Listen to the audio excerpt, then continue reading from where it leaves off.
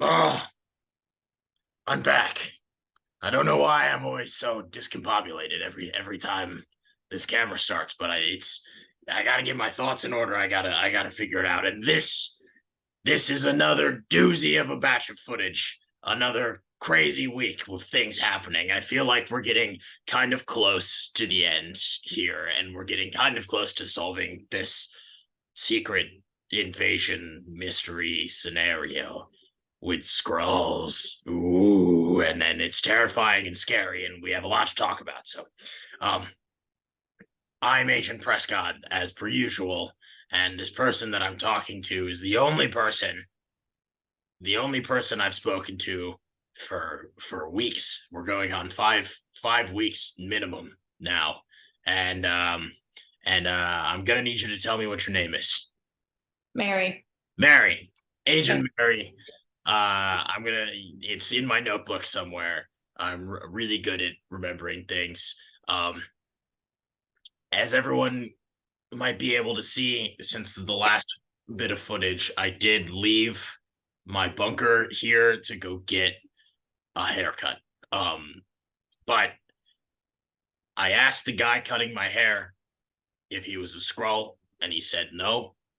And then I said, "Are you sure?" And he said, "Yes." So I think we're in the clear. Yeah. Long silence. Okay. Nothing. So I didn't know that was my cue. Yeah, I'm sure that's it. Sure you crushed it. thank you. Okay.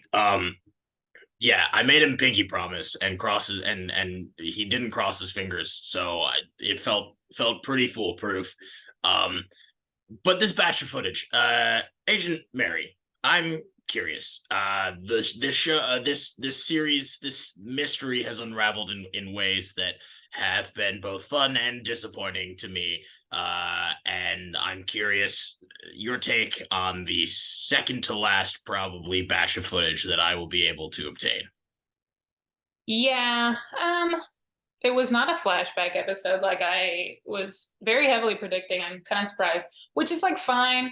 But now also I'm just like kind of I don't know. I feel like as we talked about, there were a lot of random questions we don't have answered, and or there's like not a big foundation for this series. Like obviously we know they rolled up in the 90s, but like that's pretty much all we had to go off of. So fine. I don't know. I feel like not much happened, and to the extent something did happen, it was just like I guess the big reveal was that they're looking for like the Avengers DNA, which Yeah, is like okay, and like they already have all those other powers. I don't know that the Avengers um right. would Arguably, arguably, if we're being honest with ourselves here, like the DNA they do have might be better than most of the Avengers, yeah. except for like Captain Marvel. And if we're being honest, it would have made maybe more sense thematically and with the characters involved if it was just a vial of Carol Danvers blood that they were looking for because they want like their own version of Captain Marvel. That Yeah. that would make a lot that would be make a lot of streamlined sense to me, as opposed to like, oh, Hawkeye's blood. You know what I'm saying? Yeah. Yeah, I felt like that, and I guess the leverage that Gravik's trying to use to get that both just seemed to kind of come out. Well, I guess the same. It's the same thing. It just kind of came out to be like out of nowhere to me. Like it's just like okay, not interesting enough to be like, whoa, this changes anything because it doesn't. Like it really doesn't. They can already make super scrolls that do a bunch of It shit. would be like it would have been different if this was like in episode two, at the end of episode one or something. They were like, and one of the things Gravik really wants is Avengers blood so that he can make super scrolls. And then we're on the edge of our seats for however many episodes. Like, is he going to do it? How is he going to do it? Does he get this thing? And there's like, maybe that's like the MacGuffin or whatever. But it is strange to introduce a MacGuffin in your second to last episode when the thing that the MacGuffin does has already happened in the show. Yeah, yeah, and it feels very this is never a good thing to say out loud because some people love it, but it feels very Agents of Shieldy to me because it just sort of feels like they're trying really hard to be like, look, we know what the Avengers are. Like they're somewhere, they're important to us, but they're not here. And so in considering it doesn't seem like it has any other importance or like relevance or makes any sense, it kind of just feels like we're just throwing that in there. Okay. But also I'm gonna talk about this too much probably if you let me. If you're so annoyed at Ravik's now threatening to get the president to bomb New Scrollis, that's his leverage. Get that. He could have done anything up until now with the same goal, same effect. He was gonna nuke someone else a few episodes ago, and like all of a sudden now he's gonna get leverage, and now his first shot at this leverage is to nuke New Scrollis. No, no, silly. No, So, that's I think at the beginning of this meeting, you kind of said like it feels like nothing happened, and I kind of agree. Like it kind of feels like we just redid some stuff we already did. Yeah. And then the show presented it in a way that is trying to trick you into thinking all of these crazy developments happened in the penultimate batch of footage, but like that's just not what's happening. I don't feel any different after this episode than I did after the end of episode 4, except for they have the big dramatic ending where Fury is like back. He has his own costume reveal like they love to do in these scenarios. And it's very dramatic. I even made a note where when Fury, I know we're kind of skipping to the end. We'll go through some other stuff, but while we're on it, I made that note for when Fury's looking at his grave, and he's talking to Sonya about all these things, and she's like, "Why not just call the Avengers?" It's so funny because he gives this like. They're relying really heavily on the fact that Sam Jackson can make ridiculous things sound super cool.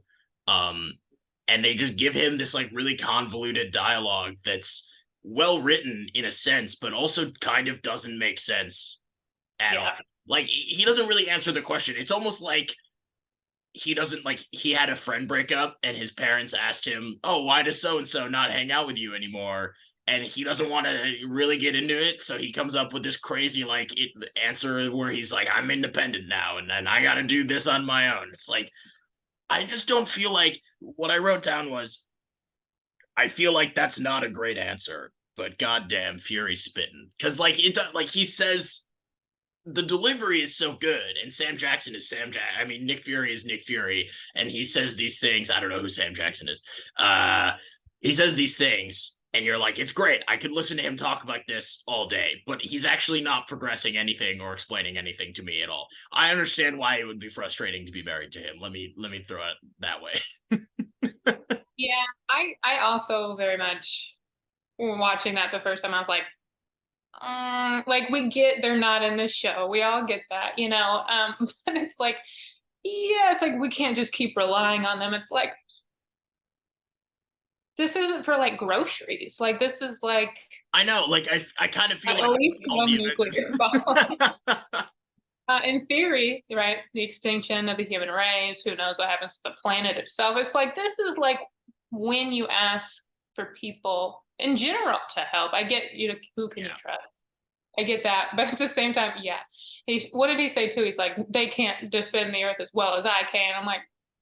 He says the only power I have is planted between my ears, and he says that that was given to him by his mother, and then he references the wedding band and the confusing love that he has with his wife, and says that like they don't have these things, so they can't protect the planet the way I've been built to protect the planet for this specific situation, and that pairing that with another valid answer works for me. Like if he's like, I can do this, and also I don't want the Skrulls to like trick one of the Avengers into giving them their blood. Like that makes sense, but he doesn't really say that. He just doubles down on the like, nah, I'm a 60-something-year-old, 70-something, I don't know how old Nick Fury is, guy, and I'm going to do this. And I don't even dislike that premise, but the execution is just so flat that I just can't get behind it.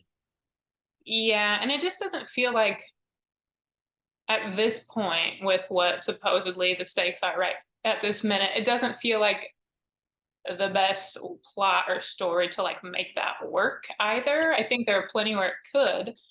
And I think the combination of those things is just like, okay. Part of me feels like I feel like right now in the MCU, it might be really easy for anyone to be like, oh, we can't ask them. There's really not that many around and they're kind Yeah, of all over the place. That seems like the easiest sort of way to go about that. But they are going the Fury can do this route. he even could have said like led with that and then jumped forward and been like, I disappeared for 5 years, and now there's this Skrull invasion. There's not a lot of Avengers around, and the ones who are still around, I don't really know as well. And like any of them could be a Skrull, so I'm not even gonna risk it. Like for me, that's a good enough answer. You know? Yeah, I agree. I feel like I get it too because it is Nick Fury, the show. We've talked about that, so I get it. But at the same time, as we've talked about, they have made him a little iffy this entire series, and then now we're just like, go get him. Right. Well, and at the end of this week's footage, like he does the whole costume thing. The best part of the entire episode is that his eye patch gets its own tomb, which is the best. Uh, and he does the whole thing, and he walks off like, "I'm back and I'm ready to kick ass." And it's like, that's cool, but I still don't really like. Nothing happened that's made me trust you more this episode. Nothing. He has not had a. He hasn't really had an arc. Like this is like his own little weird arc. I get it, but like within the show itself, like The leather jacket is not an arc. yeah, I'm sorry, it's he just not. he does not seem like he's improved throughout the series. I did think that when he was in his little cool little secret stuff, I'm like, this is a terrible use of space. He would put one thing. It's like he's like everything gets. He's like they can have my jacket, but God forbid they find the eye patch. It's gotta be its own. I understand style is really really important. It's 90% of a secret agent's superpowers is what they're wearing, and what's planted between their ears by their mother. You know who you can trust in a pinch is Rick Mason. Oh yeah. Who saw that coming? We were all hoping that they'd have a huge MCU cameo in the final episodes, and boy, oh boy, did they deliver. We got Rick Mason, tertiary character of Black Widow, for a seat. It's an no one's. Let me tell you, of all the twists in this show, that might have been the most well executed. Is that Rick Mason is in it, is in another thing at all. It's crazy. I had like zoned out and I like looked up. I'm like, I feel like that guy seems cool. I'm like, wait, why do I know that guy? And then it like all hit me at once. I'm like, oh, that's kind of Yeah, like a moment of just like, oh, okay, can I be honest with you? go for it. I watch these things a lot, and I pay attention a lot as well as I can. And he popped in, and my first note that I wrote down was, "This guy seems a lot like Rick Mason." And then I Googled it, and I was like, "Oh, that's Rick Mason. He's doing his thing." I was like, they let him get kind of cheeky. They let him get cheeky with Fury, and I was like, "Who is this guy?" Just like Yeah, like we're supposed to know this guy, like, but I'm like, why? You know? big supposed to know this guy vibes. And then like to be fair, I feel like this is for me this is bad, but like I feel like I watched Black Widow once and that was when it came out. So I really have not even thought about that guy since. So it did come back to me though while watching, which I was proud. But for a bit I was just like, this guy has some attitude, you know, he seems cool. We're supposed to know him. Who are they gonna tell me who he is, you know? It's funny too because the way it happens, it almost feels like they're giving people a moment to get pumped about it, you know? And it's just not. It's just not. It's confusing. And he will be back. I promise you he won't be back. But I also promise you he's not a Skrull, and that's good for Rick Mason. I needed to bring it up. The thing is, in the beginning, I was confused and was like, why are we doing this? And then a couple hours later, now I'm like, no, now I'm really excited he was back because this is a thing to talk about. Well, I mean, why not? Like, I don't know. I Why didn't not? mind. The thing is, like, the way they use him actually makes total sense. Like, that is his role in the universe. That's what he does. That's why we all know him. He's a fix-it guy. If Natasha Romanoff could use this guy as a fix-it guy, then Nick Fury could use this guy as a fix-it. It makes total sense. He just had such a small impact the last time we see him. So that we know he's still good at his job. He's still good at being anonymous. Way too good. He could be a Skrull and he could just be bad at it. I don't know. Who's to say? All right, I'm done about Rick Mason now. I just wanted to bring, I wanted to say more things about Rick Mason. As of, he now has more featured time in this video series than he does in all of his MCU appearances combined. Didn't mind. I feel like cameos that are like trying too hard, which I do feel like it straddles that line, you know, but it was a fun cameo, and like, it, to your point, it made sense, right? Yeah. I can't even knock it to say that it's like it's left field narratively, but like, yeah. Did they say his name in this? No, they did not. I don't think so, and I think it would have. They really thought we'd remember. Yeah, I think it would have made more sense if they like kind of reintroduced him for a second, you know, and then, but you know, you know what that was? That's a 3 appearance contract that they needed to use up. Next, he's gonna voice himself in What If, and then that's it. That's the last you're gonna see Rick Mason. Anyway, let's take it from the top. The episode opens. The batch of footage. I'm sorry, I'm getting a little confused by your wording. I'm starting to copy what I hear when you say it. Yeah, it's me. I'm a good secret agent, but you might be better. You start in a hospital. Oh, yeah. The president has been shot. Yeah. And people are, as history has taught us, kind of freaking out about it.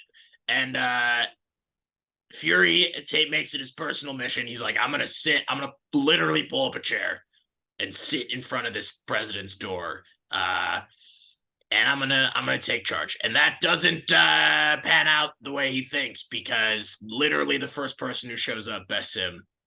And it's Scrody. It's Rava, Skrull Rhodey, who has received orders from Gravik, who has lost the trust of his people. I'm just narrating the episode now. Who has lost the trust of his people, survived an attempted coup, which we'll get into, and now has orders to actually, as you mentioned, out New Skrullos and convince the president to launch a nuclear attack on Russia. All good things for the Skrulls, or not. I don't know why I said all good things. It's actually a lot of bad things. Agent Mary, what did you think about this development? Again, I don't know what this says about me, but all the stakes where they're about to like nuke something, and like, these are stakes. Like, you know, I like that. This is a method that Gravik will keep using. Yeah.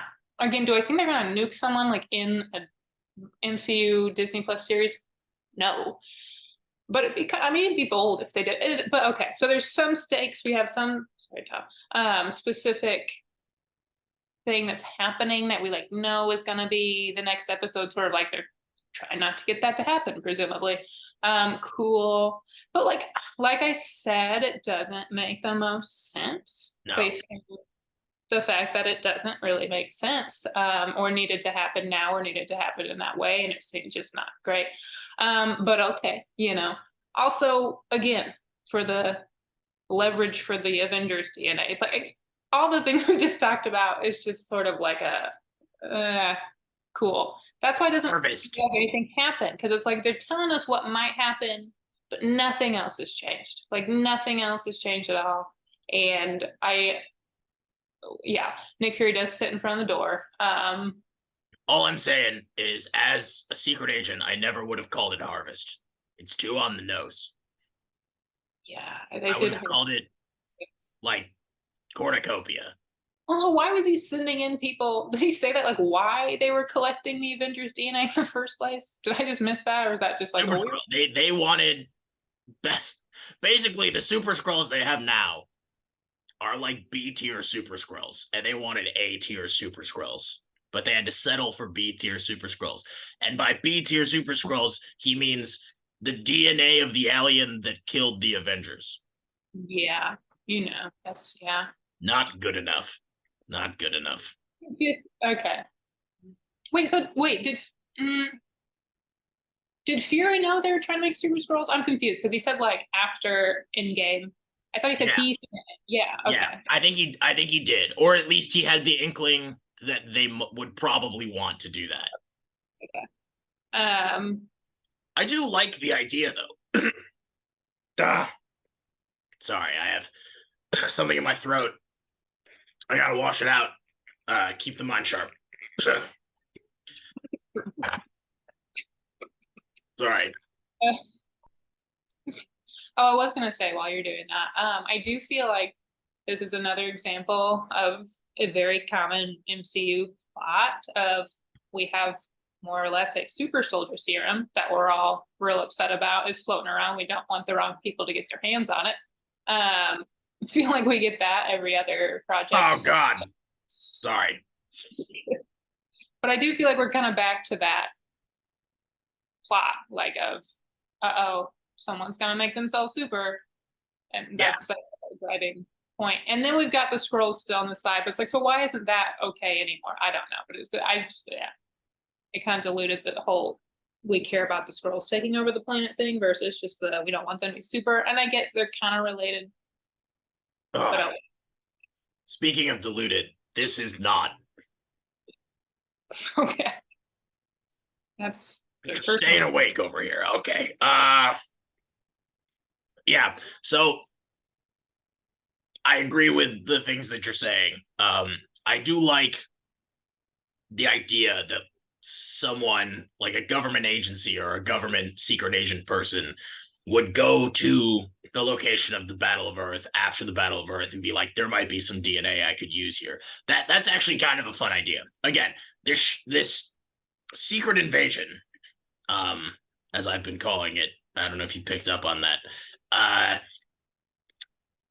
it has been filled with really cool ideas. I just wish like they're just all over the place. I want them to mesh better, but they're not meshing better. It's frustrating. Yeah. Ooh, wait, what were you saying? Go. I was gonna ask you another question. So if you got an idea, go. Well, we were talking about the hospital scene. I am going to stand by this guess again. So before Fury sits outside the door, he's like rolling the president. And the last thing he does is like try to like yell whisper in his like unconscious ear, like, don't trust Colonel Rhodes. I feel like that's going to pan out in the next episode. Yeah, probably. Yeah. The president hasn't made any decision yet. And I feel like it's going to open. He's going to be like, no, and there's gonna be a whole thing because he heard him whisper in his ear.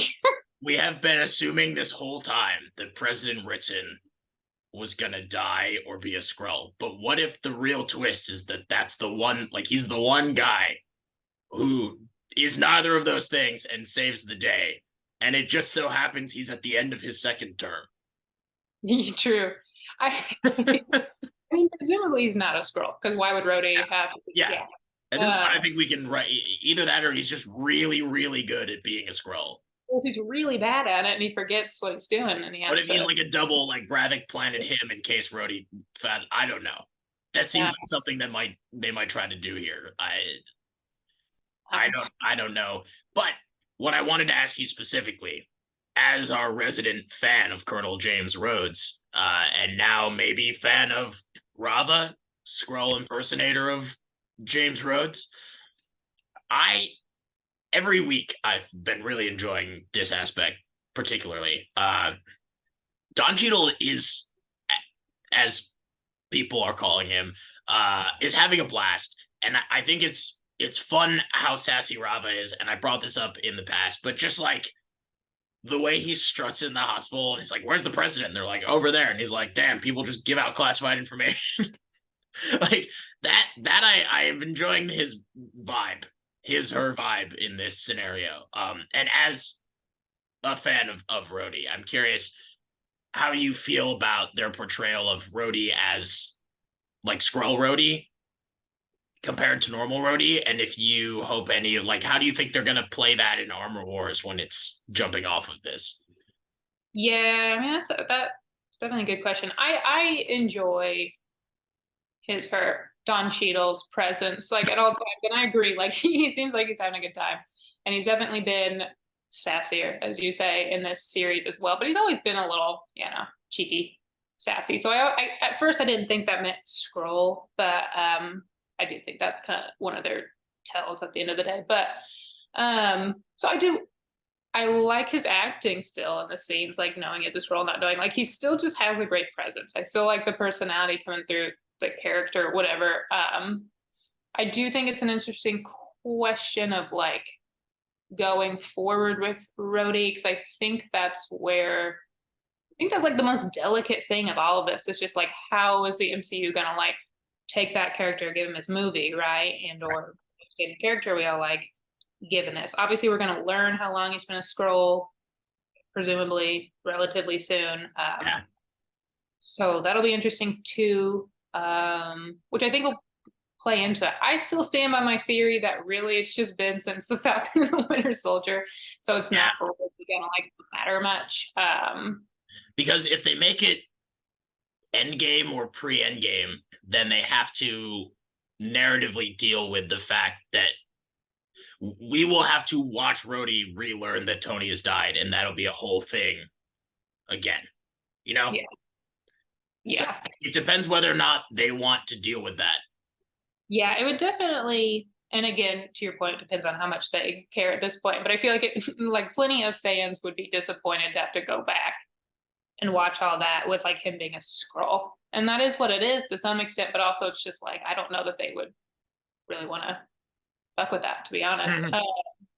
So I feel like it's not going to have too many actual repercussions, other than I do think I'm sure going forward when it's Rhodey instead of Scrody, he's going to be a little bit like what's what I'm looking for, upset about this, and sort of that's going to be a character point of he was kidnapped for a while and that's upsetting to him. Someone took over his body, and I'm sure that would be upsetting him. But yeah, I mean that's going to be something he's got to deal with no matter what. I will say one other thing that I found quite amusing, to be completely honest. When Fury and Scrody have their little like back and forth, right? It's so funny to me that it ends with Fury saying, "You must be out of your Skrull ass mind," in front of everyone. And then he just like bonks her on the head with his gun. He doesn't even knock her out. Like he does, it's just like a nah, and like a little angry, like whoa, and then he walks, and then he storms off. No one reacts to that. No, no, even Rava is just like it's barely.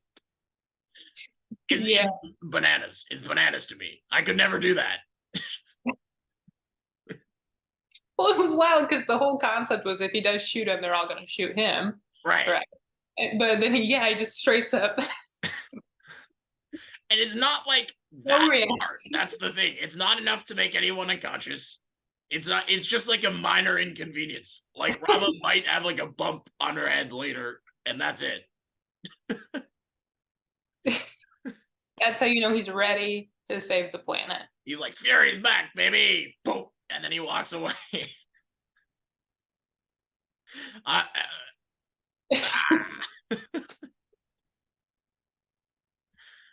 Anyway, I have something else to note about this batch of footage that I feel like me and maybe two other people that are alive got really excited / like pointing at the TV thing. I feel like very few people noticed this. as you people of your side of the universe call him, what I would call him is Director Weatherby, which is Sonia Fallsworth's boss, who turns out to be a Skrull. Right? And then she kind of like takes over. That's a whole thing in this episode. Did you notice, Agent Mary, that Director Weatherby is also a man named Tony Curran?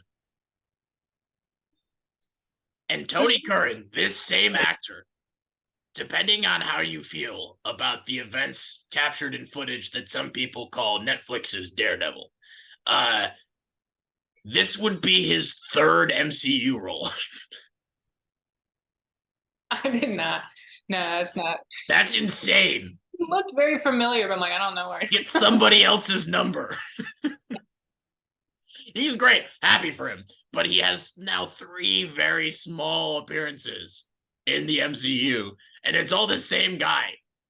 He's also Thor's grandpa, Thor, in Thor the Dark World. And he's also the leader of the Irish gang in the 2nd season of Daredevil. And now he's Director Weatherby. He popped on screen. I was like, what? That is funny you say that. I remember being confused. I'm like, does this guy look familiar from like this show for some reason? I'm like, I don't think so. He looks familiar, but not from this show. That's fair. That's what it was then. So it's I did like, I had the Rick Mason revelation twice in one episode for 2 very different reasons. Is wild. Like, why? You know, that's a good agent. That's either a good agent or 2 bad performances that were very forgettable. I know you would think for like such a short little snippet, they'd be like, maybe we don't recast somebody. He has played 3 characters in the MCU and has a total of like 10 minutes of screen time, maybe. It's more than Rick Mason. It's more than Rick Mason. But not that far off. That's the thing. What do I got to do to get that much screen time? What? Know when people are Skrulls? I got that down. God. These are the twists and surprises we were promised. But to be fair, they've been thrilling. I am thrilled. If you had told me the biggest plot twist thus far in Secret Invasion would be that Tony Curran has his 3rd role in the MCU, I would have said that's a lie, that's too good. And here we are. We did it.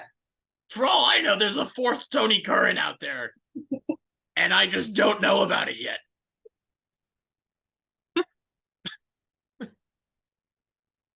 Why would they keep doing it?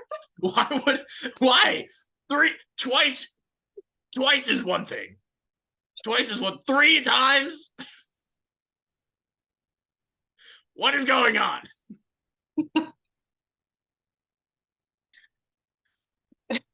I have no answers. There are no answers.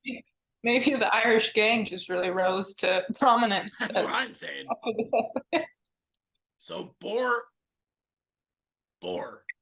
was his dad. Do we know what Boar's dad's? We don't. It doesn't matter. Boar dad's son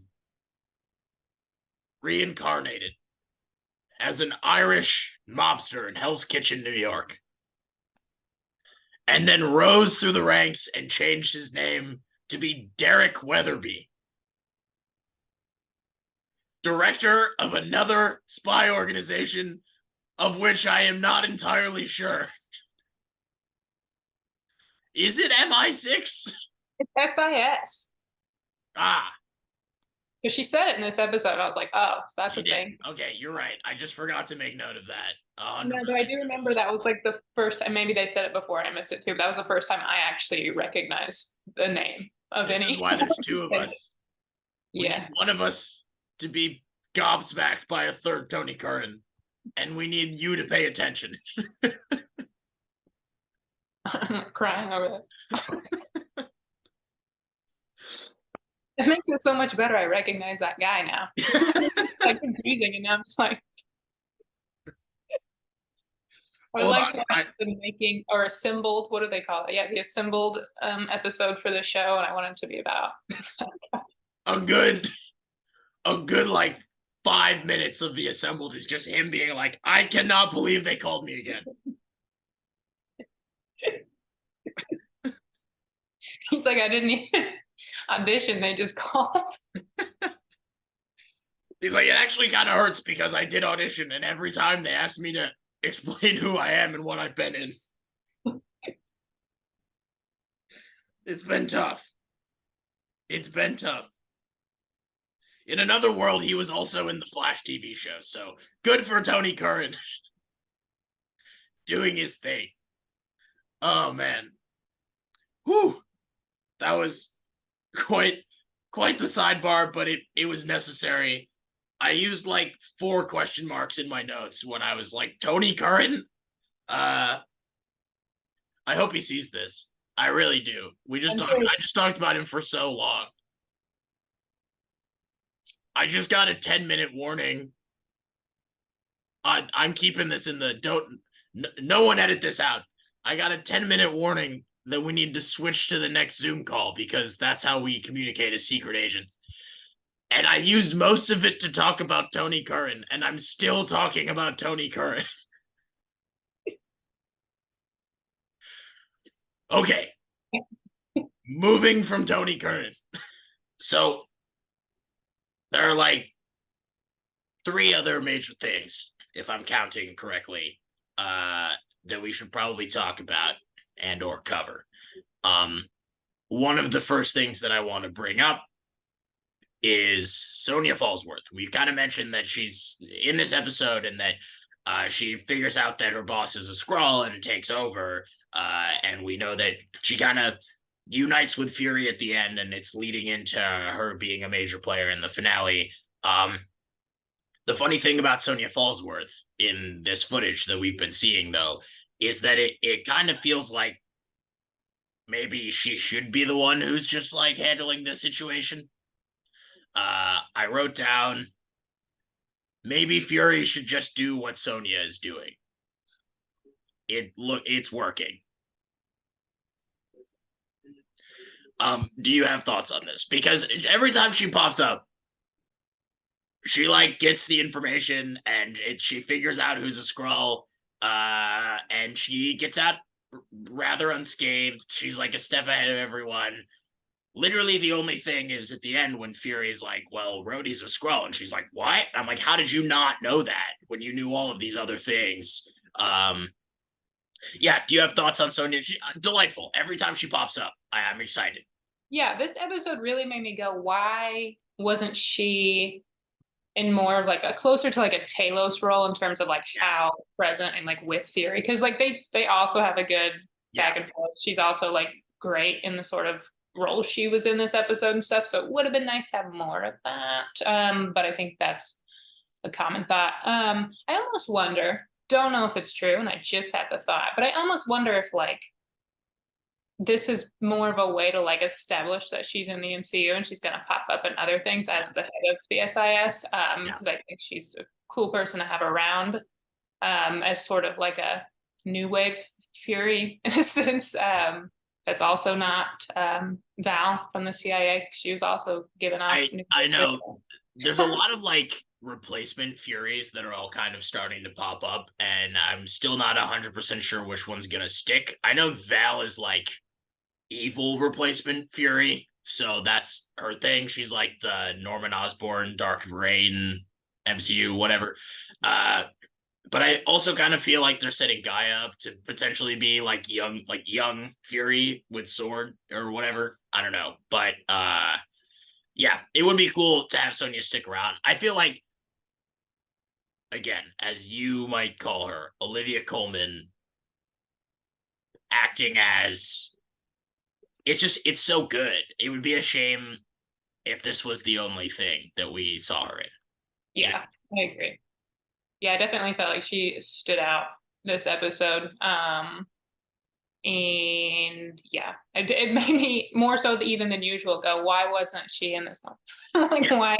Yeah. It just, like, she would have only brought positive things to each episode. But That's what I'm saying. And like you mentioned, like why have they not been working together this whole time? Because again, her plans are working. Like she's the head of SIS now and is like figuring out who's a Skrull left and right. I just don't know, like, what has she been doing in the background that we don't know about, or like, is there like I don't know. She's great. I just feel like I wanted to bring that up. That I feel Fury should take a page from her book because he still seems kind of senile sometimes, and she's killing it. I will say this is, I mean, it's related to something she/he said. They said something to each other, and real quick, when he like came off the plane, he had the little face Yeah. thing. Yeah. And she said something like, "Oh, I can only cover your face." He's like, "Well, this was the old one, not the new one," which to me was like a big flag of like somewhere in the next episode, someone's gonna have a new one, and it's gonna Yeah. be basically turns anyone into a Skrull in theory. So Digital Skrull. That's crazy. so Why didn't I think of that? yeah. I noted that again. I've seen movies, even though I am a Secret Invasion truther in this room. And one of those movies I've seen are the Mission Impossible movies, and that's like a thing in those movies. And I did make a note that they're taking a page out of the Mission Impossible book with the whole like mask thing. I don't know if anyone's seen Rogue Nation, but they have a whole thing where they're like, it only does the face, and we need to do like a different thing so it like you can copy the walk and stuff. So they're that's been done on film before. I guess I'm throwing that out there. But fun concept, and I think you're right. I mean, anything they can do. If they're gonna steal the Avengers, we're gonna steal Skrulls. You know what I'm saying? Yeah. Yeah. Okay. Speaking of Skrulls, let's get in. There's a lot of Skrull activity in this between a couple different characters. You got Gaia, you got Gravik, and you got Priscilla, whose Skrull name is escaping me in this moment. Yes, Vara. I did write that down. Vara. Gaia, Vara, Rava. Vara, Rava, Gaia. A lot of uhs. I'm wondering if when Skrulls are born, maybe their parents never have time to finish thinking of a name, you know? Like they're like Gaia, they're like got it, and then they write it down, and that's where we're at. Anyway, the first we see of the Skrulls is a coup. There's a Skrull coup. Turns out they're not so different from you and I, and they also question their leadership. And they thought they could take down the Super Skrull with a plastic bag, and that, was optimistic. It doesn't work, but I do kind of like that Gravik's people have some sort of moral compass. Like they've been hinting towards it, especially I was kind of surprised to see Pagan or whatever his name is, like the right-hand man, be the first guy to flip. But the guy that Gaia recruits in the beginning, it was nice to see that sort of pay off. I kind of wish it had more of an impact. Maybe they talk about it more in the next episode, but yeah, they definitely went from relatively 0 to 100 on the Skrull coup. I mean, we had that like little exchange where what was his name, Beto? Is that his name, Beto? I think it's Beto. Yeah, I was gonna say that earlier, but it felt wrong. But yeah, where he was like questioning it, and then like we knew what that was, but then like it just really didn't seem like it was addressed until this episode, and they were just ready to go, which is fine.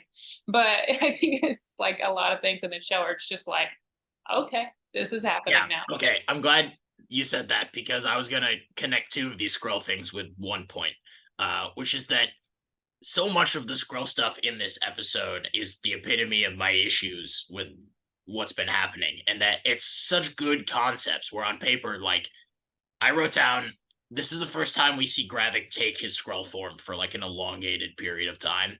And it's cool. The idea of him turning back into his full natural Skrull form and then kind of going beast mode is neat. and they play it up like he's supposed to be this terrifying figure. I mean, he's Beto literally says you're nothing but a monster.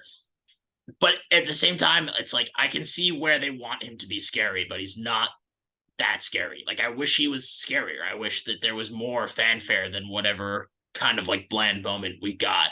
And in the same way, a lot of Gaia's role in this episode is grieving her father's death. She goes and meets with Vara, and we see like a proper Skrull funeral for Talos, which again on paper is a nice idea. It's cool. It's a cool look into the culture. It's a nice bonding moment for Gaia and Vara.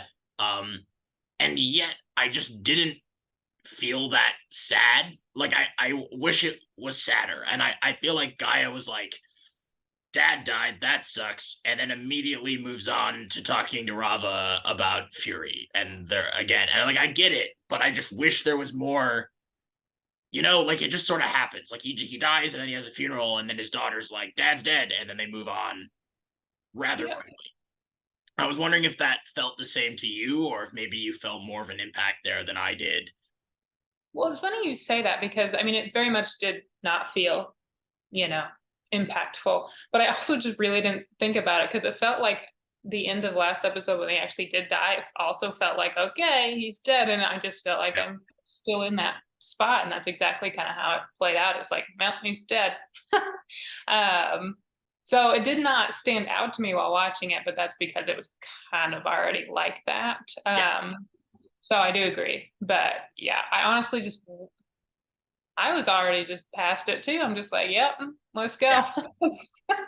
Well, and that's the thing. Like, I was just waiting for. We don't even see the scene where Gaia finds out that her dad is dead. Like, it skips right to her being like, "My dad's dead. Let's do a funeral." Which, like, considering her character was set up in this whole like she's torn between obviously her dad and then Gravik, and then it was also like her mom dying, which we really still don't know anything about. I'm assuming we're not going to learn anything about then. Was also such an important thing. So you think the connection with her dad. For the amount of things, like Guy is having a very Peter Parker again. There was a spell. I know a lot of people forgot about him, but I didn't because I'm built different. A very Peter Parker-esque life where it's like lose both parents, lose guardian, like torn between two lifestyles. And like I wish that we saw that same conflict and impact and like how that drives her. And she just like for the amount of things that she's going through, there's just a disappointing lack of emotion going on. And it's not Emilia Clarke. It's like they're not giving her scenes to work with. Yeah, no, that's 100% accurate. Yeah. It really is, because I think the character really is just like, it's almost like they wrote everything not involving her character as if she would, be honestly more emotional, but like that, those themes would like very much hit harder. And then they wrote all of her parts as if she couldn't give a fuck. Or like, it's a weird kind of disconnect. 'Cause I think you would expect more. And I think people expect more for so many reasons. One, it's Emilia Clarke.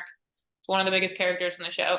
Lots of shit's going on. Like, and then she's just kind of wandering around the whole series, it feels like. You have Emilia Clarke. You have Olivia Colman. You have Ben Mendelsohn. And even Ben Mendelsohn, who got more to do. I just feel like you have so much top tier talent. You have Rick Mason. Like, you have all of these characters. You have Tony Curran. And they're just there. Like, they're not doing anything. Yeah.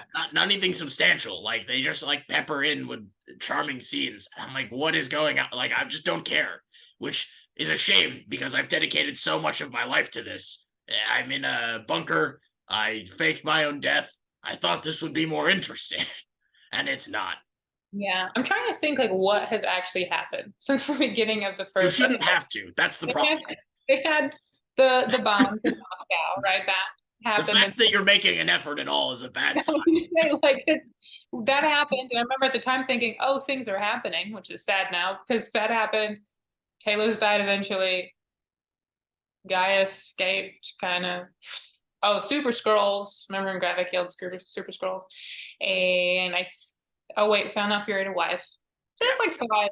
That was five. That's like five things. They're big things that are happening, so why don't I care? Here's the other thing. Another thing that happened in this episode that has nothing to do really with what we're kind of what we're due to do with what we're talking about, where it really feels like things happen because like the script wants them to happen and not because they're earned, right? Gaia goes to talk with Rava, or not Rava, sorry, Vara. It's R's and A's and V's. It's all the same. And then they have the funeral, and then they start talking about Fury. And Gaia's like, why are you still in this house? And she gives this big old speech that once again doesn't really super clear things up. But then she's like, if I'm gonna die, I want to do it in this place that I love. And then boom, that's when the guns happened. And the note that I wrote down was Yeah. the note that I wrote down was LOL. I say that. Were they waiting for her speech to kill her? They have no idea how funny they really are. Because, like, I kind of chuckled. It didn't feel like it'd be one thing if that speech, maybe this is just nitpicking at this point because I'm frustrated, but, like, it was so on the nose that it was hilarious to me. Yeah. Well, and it was so weird too, because she does give that whole speech, and it's like a speech we've heard many times in different stuff of like, but then like the second they do show up, she is in full on, I'm gonna fuck you up mode, and like gets out of it. So like clearly this whole like I'm gonna die here, stand strong. No, she just immediately had a completely other plan. That's what I really noticed. It's like after all this, her plan was essentially not to die, but yet she would not just simply like, I'm gonna make a stand in this home, and then someone fired a gun, and she was like, "We should probably leave. I feel like this is gonna go downhill fast." Yeah, and I also feel like we got, relatively speaking, like a lot of time with those two in this episode, and I was just like, I don't care. Like that's what I'm saying. I think especially Vara, because again, they did try to make her a whole thing. Yeah. And it's like, I get to the extent I like care about the character, it's like more so like Nick Fury's wife and how that impacts him. And even that I'm on. And so like on her own, it's just like I don't know. I truly it's not that I don't understand or care like what this character is going through. Like I get that she has this whole personal conflict that's like pretty traumatic, right? But I'm still a little confused on like the purpose of her in the show and in the plot. And aside from just being like, look how close Fury is with the Skrulls. And also not to sound insensitive, because again, I get it, but like Gaia's dad just died and the funeral was like kind of quick. And then we immediately go right back to you like talking about abandonment issues again. And I get it. And it's a real trauma. I understand. But Gaia has not processed her grief yet. And I don't think she ever will. Yeah. I felt like their whole thing this episode, I'm just like, I don't need this right now or at all, to be fair, but it's just like nothing's happening, but we're acting like things are gonna happen, and then this where for sure nothing's happening at all, and it's just like I just don't lacked character development, and then they go right from that, and instead of capitalizing on that or giving it more time or ending the episode, they go right back to Fury being like, Avengers blood leather jacket roll out, which is great. Although we do learn that Sonya likes rap, and now I need to know her top 3 artists. I made a note of that. Okay. Do you think she's gonna tell you? No. Okay. No. I don't think we're gonna find. I don't think it's ever coming up again. But I did enjoy that. Then I wanted to throw it out there because I made a note about it, and when that happens, I got to talk about it. So I'm still thinking. We still don't know what you were an agent of. And you never will, because I'm good at my job. SIS. I mean, you could come back and she could be your boss. Who knows? I'm good at my job. You'll never know what company I work for. we will never know. I think and it's not because no one cares. It's because I'm good at my job, which is why I was forced to fake my death. No one wrote it down. Yeah. Yeah. And I'm 100% sure that no one assigned me to a remote station and then forgot I was there.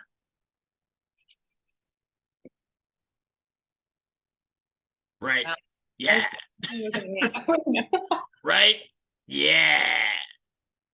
Ooh, do you think, because we've talked about this before, so going into the finale, whatever you want to call it in your little world, next week, do you think there's a chance Fury could still be a Skrull? Do I think there's a chance? Yes. But I have two concerns. I think there's always a chance. But if they do it, I'm not convinced it'll be done well, which makes me nervous. Yeah. And well, I guess that's really the main concern.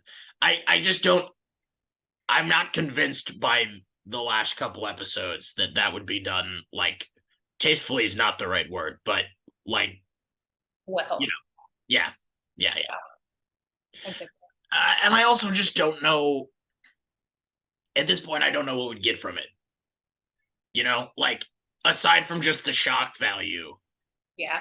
all you've done is like you've gone in circles for 5 episodes to really hammer down the same 5 things about Nick Fury. And to do all of that just to be like he was a Skrull. Yeah. Kind of I don't know. Maybe halfway through the show they could have done like a it also feels like kind of a cop out to have it be like, oh, this guy who's been really bad at being Nick Fury the whole time is because he was a Skrull. And then what does that say about Nick? That he was just up in his spaceship watching this Skrull ruin his marriage and get his best friends killed. And then he came down and he was like, I should probably do something about this. It's like, now I don't like you even more. What's going on? Yeah, I do think a bigger question to your point is, will they do that? Because I still think they could, even though it makes no sense for all the reasons. And that's exactly why I think it's possible. I just don't. I'm at the point where I'm like, I'd rather them, if it happens and I disagree, who knows? But like, I'd rather them just like take a lot of swings and a lot of misses in the finale just to go for it. I feel like low stakes in terms of like how I'm going to view the series. Plus, I really do not know to this day. And I think the answer is because it's extremely obviously disappointing. But I do not know how this series is supposed to end. I assume at this point they're gonna take out Gravik, and then everybody else is gonna agree that Skrull shouldn't take over the Earth, and they're just gonna all live happy on Earth like they've been doing the whole time, and literally nothing comes of it. Although I guess they could somehow explore them trying to get them home in a later project. I don't know. But still, it doesn't feel like anything happens if that's the case. Like we are just so 100%. Let's do this. Let's lay out what we think is going to happen in the next week, and that's how we can sign off. Things that I felt like have been obvious this whole time that I was hoping wouldn't still be this obvious this late in the game, but still feel pretty obvious. Gaia becoming Abigail Brand or some version of that feels pretty set up at this point. Them finding real Rhodey, pulling him out of captivity, and him being like, "Where's Tony?" feels kind of lined up to a degree. Again, I'm not convinced about when, but something along those lines feels right. Where's Tony feels more. I don't know. The other option is that he comes out and he's like, who has Tony's armor? And then they cut to like an Armor Wars title card and then they go back to the show or something. I don't know. Those things. Marvel, like Fury is gonna. They're saying that the Marvels is gonna be a continuation of Secret Invasion, which terrifies me. And there were Skrulls in a new image that have been released of Carol Danvers. So the Skrulls aren't like going away. There's still more Skrull stuff happening in the future. So how many plot lines don't get wrapped up, I guess, is like another question. I don't know. What are some of your predictions? Well, my issue with that last question is I'm concerned that like no plot lines will be wrapped up. Yeah. And I think so. I'm trying to think. Gravik Okay, will die. Gravik's gonna die, and it's gonna be Gaia who kills him, maybe, or she's gonna almost kill him, and then Fury's gonna kill him and be like, "You don't need that green blood on your hands," and that's I'm saving you, kid. But then she becomes Abigail Brand. yeah, yeah. So Gravik dies. Abigail Brand. I do feel like that's going to be a very last minute, like weird name drop or something. No, She's it's gonna going. be Fury like, "Hey, I never asked you who your shell is," and she's like, "I think her name was Abigail," and that's what's gonna. Yeah, 100%. I don't think we'll get any more like legitimate, if we even have that development for like any other character in the show other than like finding the real Rhodey, Yeah. like you mentioned. But like Sonya's not going to really get anything more in that regard. I guess Talos is dead, but just I don't think that's going to happen. And then that's really about it. And then where do we think Fury's going to leave off? Like, well, yeah, He's gonna leave off with a new sense of purpose. I don't think he's gonna die because we know he's in stuff coming out. So the best case scenario, just some sort of arc that happened. He's gonna be more confident in himself. He's gonna be back to his old ways. He's gonna be like, "Yeah, I'm back, baby," and that's the whole thing. Do you think there's still gonna be some sort of big CGI battle? I think yes, because they made a big deal about these Super Skrulls, and really all we've seen are them heal with extremis powers, and then sometimes Gravix does a Groot arm. yeah. I And, mean, and I don't know if they're going to do that much more, but like I feel like you can't have two of the main characters become Super Skrulls on opposite sides of the war and then not have them fight at some point. yeah, I think someone's gonna get some Avengers DNA because I think we're building that up too much. But I could see it being Gravik and then he dies anyway. I could see What if it's Fury? What if if he, he's like puts Hawkeye in his arm and he's like, "I don't care if I have one eye," and then he like aims, but it's with the eye patch. yeah, I think there are definitely options. Yeah, I feel like I don't. I want to say there's gonna be one last, probably not well done scroll reveal in the finale because it's the finale. And who doesn't want that? Since we've only had like maybe two, one, just like one of those. Yeah. So we'll see. But I think that could be an iffy one if they do it. But yeah. Okay. Well, have you anything else to say? Any other questions heading into the what is probably my last week of footage? Fury does end this week of footage. I got that perfect shot where he's like, "This is it. This is the end," and I'm like, "Oh, thank you for stating that clearly." So, anything else on your part? No. Okay, great. Well, in that case, I'd say we got about a week left till we crack this puppy. So we're gonna figure it out. I have been Agent Prescod. I've been married. Mary. If anyone sees this, thank you all for watching. And if you know my address, no, you don't. Bye.